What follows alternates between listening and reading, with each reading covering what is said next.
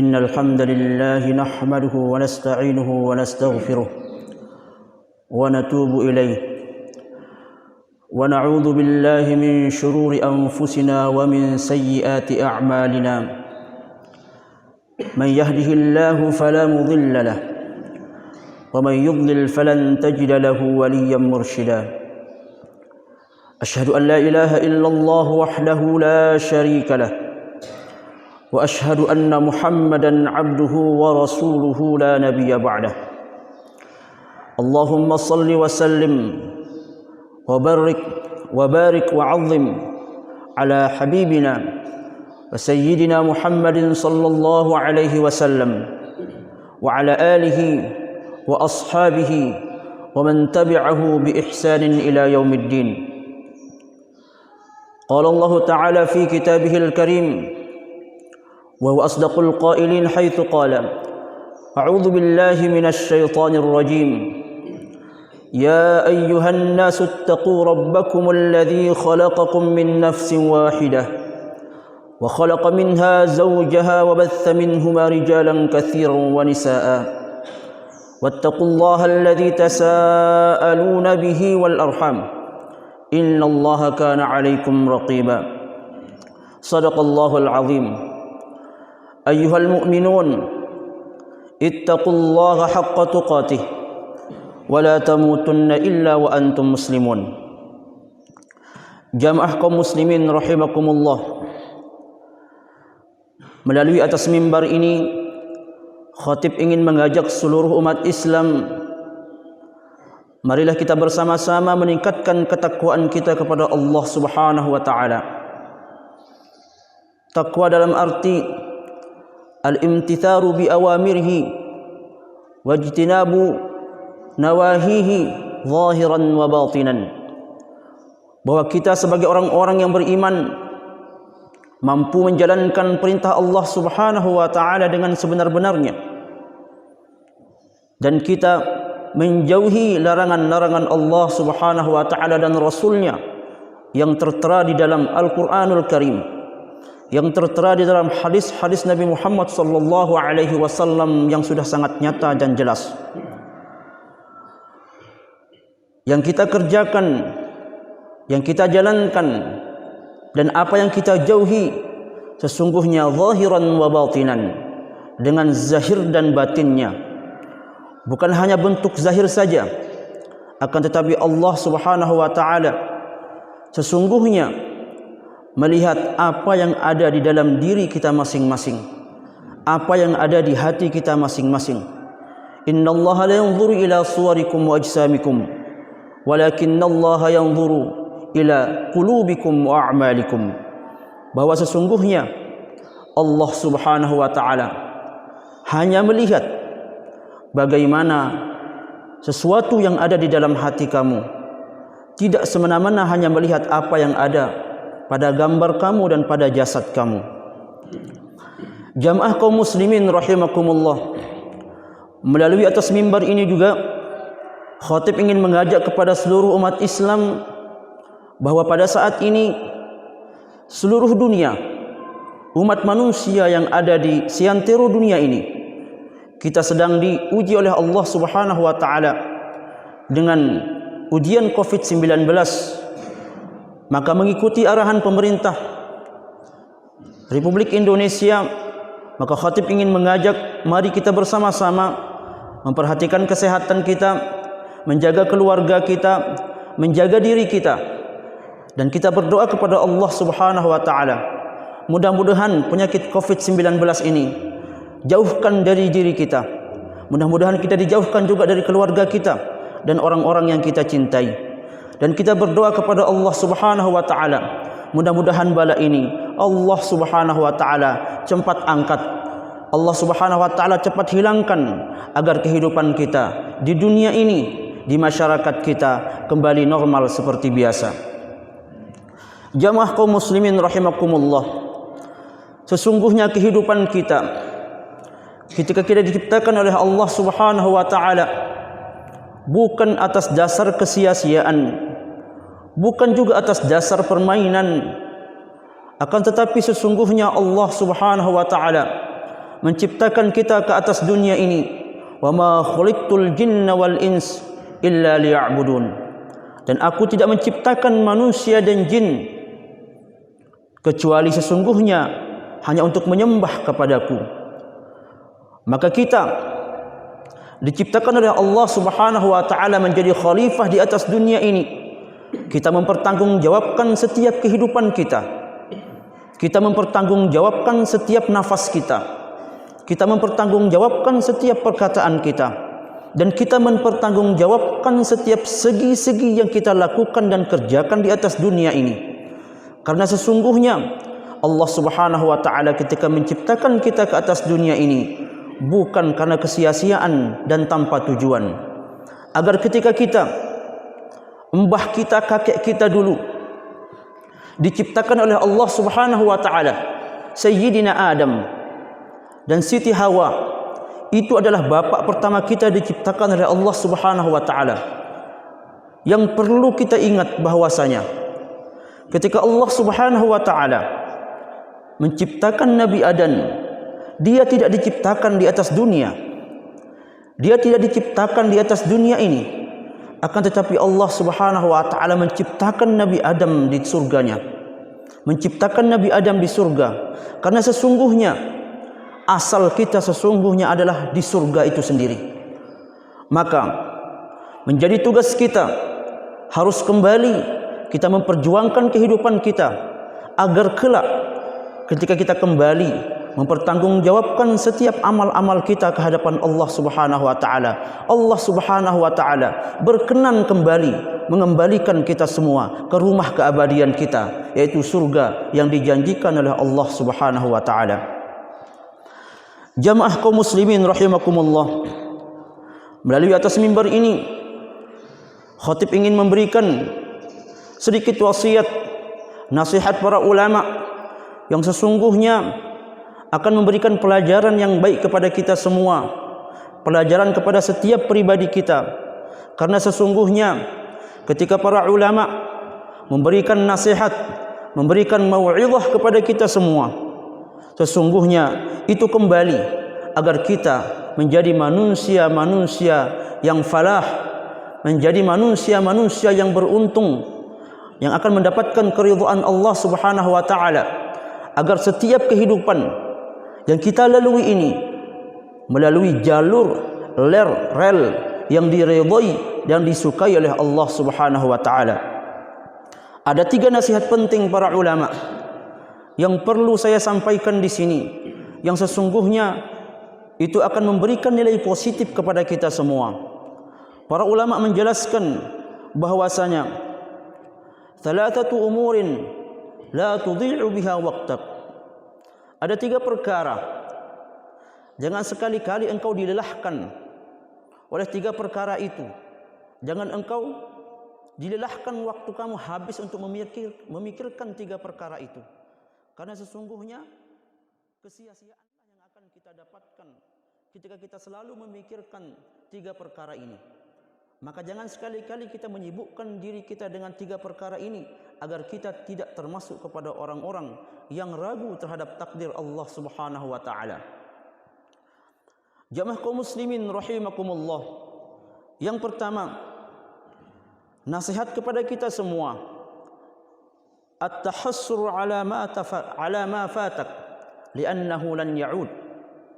Bahwasanya kita meratapi sesuatu yang sudah terjadi, apa yang sudah hilang terhadap diri kita. Kita meratapi sesuatu yang tidak mampu kita kerjakan. Li'annahu lan ya'uda. Karena sesungguhnya apa yang sudah berlalu itu tidak akan pernah kembali. Walaupun kita nangis darah sekalipun agar dikembalikan 1 menit yang lalu, tidak akan mungkin dikembalikan oleh Allah Subhanahu wa taala. Yang tertinggal 1 menit yang lalu hanyalah tanggung jawab kita masing-masing di hadapan Allah Subhanahu wa taala. Maka jangan pernah menyesalkan apa yang sudah terjadi. Dalam arti kita menyesali, kenapa saya tidak pergi ke sana? Kalau saya ke sana mungkin saya akan mendapatkan ini. Kenapa saya kemarin tidak seperti ini, agar saya mendapatkan seperti ini. Ini adalah kata-kata kesia-siaan yang sesungguhnya berarti tidak langsung bahwa kita tidak meyakini takdir Allah Subhanahu wa taala terhadap apa yang sudah diberikan kepada kita semua.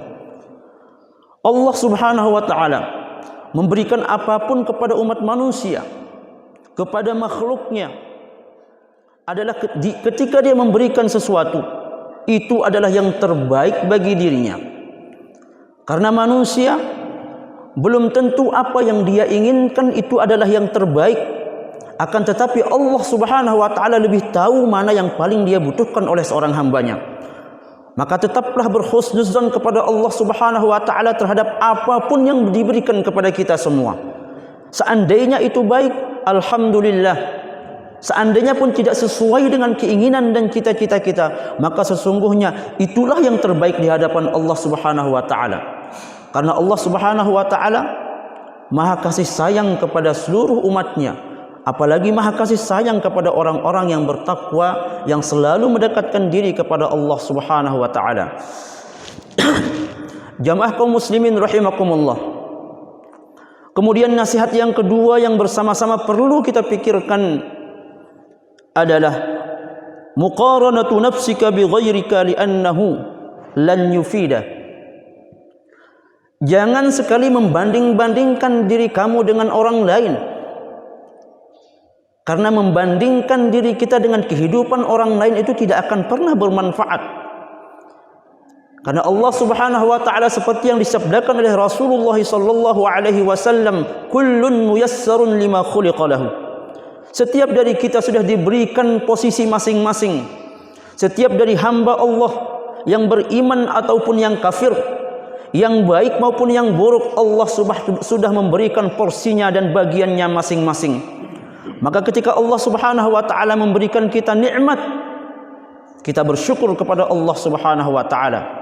Ketika ada orang lain yang sepertinya nikmat itu lebih baik diberikan oleh Allah Subhanahu wa taala kepada dia, sedangkan kepada saya sepertinya tidak baik, maka sesungguhnya jangan pernah membanding-bandingkan kehidupan kita dengan kehidupan orang lain. Karena kehidupan kita adalah yang terbaik untuk kita. Kehidupan orang lain itu adalah yang terbaik untuk dia. Dan kehidupan orang lain belum tentu juga baik untuk diri kita. Karena Allah Subhanahu wa taala ketika menjadikan kita di atas dunia ini menjadi seorang khalifah, kita sudah berjanji bahwa apapun yang kita emban di dunia ini, kita sudah sanggup ketika sebelum kita diciptakan oleh Allah Subhanahu wa taala ke atas dunia ini. Kemudian nasihat yang terakhir yang perlu juga kita pikirkan jamaah kaum muslimin rahimakumullah, yakni muhawalatu irda'i kullin nas li'annahu lan yakuna, bahwa engkau berusaha berjuang untuk mendapatkan manusia itu senang kepada diri kamu semuanya. Itu adalah suatu hal yang sangat mustahil. Bagaimanapun engkau mampu menjadi orang yang bermanfaat, bagaimanapun kamu berjuang menjadi orang yang terbaik, kemudian kamu mengharapkan agar semua manusia senang kepadamu, sesungguhnya itu adalah suatu hal yang sangat mustahil. Tidak akan mungkin. Maka tetaplah istiqomah di hadapan Allah, tetaplah istiqomah di jalan Allah Subhanahu wa taala. Ketika engkau yakin bahwa perbuatan yang kita lakukan adalah di atas kebenaran, maka tidak perlu kita memandang orang lain, tidak perlu kita melihat penilaian dari orang lain.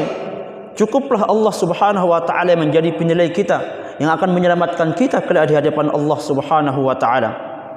Karena sesungguhnya Nabi yang paling mulia, yang menjadi junjungan kita semua, yang menjadi sauri teladan kita semua, Rasulullah sallallahu alaihi wasallam, Nabi Muhammad sallallahu alaihi wasallam. Beliau adalah manusia terbaik, manusia yang paling afdal di seluruh makhluk yang diciptakan oleh Allah Subhanahu wa taala. Apa yang kurang pada diri Nabi Muhammad? Dari akhlaknya sempurna, dari muamalahnya bersama orang-orang sangat sempurna, di mana setiap orang, kita sebagai umatnya, mengikuti setiap titik dari setiap langkah dari perjalanan kehidupan Nabi Muhammad sallallahu alaihi wasallam itu adalah keberhasilan, itu adalah keberuntungan, itu adalah tanda-tanda bahwa Allah Subhanahu wa taala ridha terhadap kehidupan kita. Maka bagaimana ketika kita lihat Rasulullah sallallahu alaihi wasallam dengan segala kebaikan dan kelebihannya, dengan segala kemuliaan yang diberikan oleh Allah Subhanahu wa taala kepada dirinya, masih juga banyak orang-orang pada saat itu yang tidak ridha dengannya. Banyak juga orang-orang yang tidak suka dengan dakwah Islamnya. Banyak orang-orang yang membenci dakwah kebenarannya. Maka dari sini kita bisa melihat kalau seandainya manusia terbaik Nabi Muhammad sallallahu alaihi wasallam juga tidak disenangi oleh sebagian orang ketika dia mendakwahkan kebenaran, apalagi dengan manusia yang biasa seperti kita yang penuh dengan lumpur kesalahan dan dosa. Maka cara terbaik adalah kita bersama-sama menjalankan perintah Allah Subhanahu wa taala, istiqamah di jalan Allah Subhanahu wa taala, istiqamah di jalannya Rasulullah sallallahu alaihi wasallam. Kita mengikuti aturan yang sudah disebutkan, yang sudah dicontohkan oleh Rasulullah, kemudian dilanjutkan oleh para ulama, para tuan guru, para kiai, yang sesungguhnya ketika kita mengikuti tauladan mereka, ucapan mereka, nasihat mereka, pelajaran-pelajaran dari mereka, maka insya Allah itu diantara salah satu ciri hati kita sudah terbuka dan mendapatkan rahmat dan kasih sayangnya Allah Subhanahu wa taala. Jamaah kaum muslimin rahimakumullah, mudah-mudahan khutbah yang singkat ini bisa memberikan pencerahan kepada kita semua agar kita menjadi manusia-manusia, hamba-hamba Allah Subhanahu wa taala yang bertakwa dan mendapatkan ridhonya kelak di yaumul qiyamah. Barakallahu li wa lakum fil Qur'anil azim wa nafa'ani wa iyyakum bima fihi minal ayati wa dzikril hakim wa taqabbala minni wa minkum tilawatahu innahu huwas samiul alim.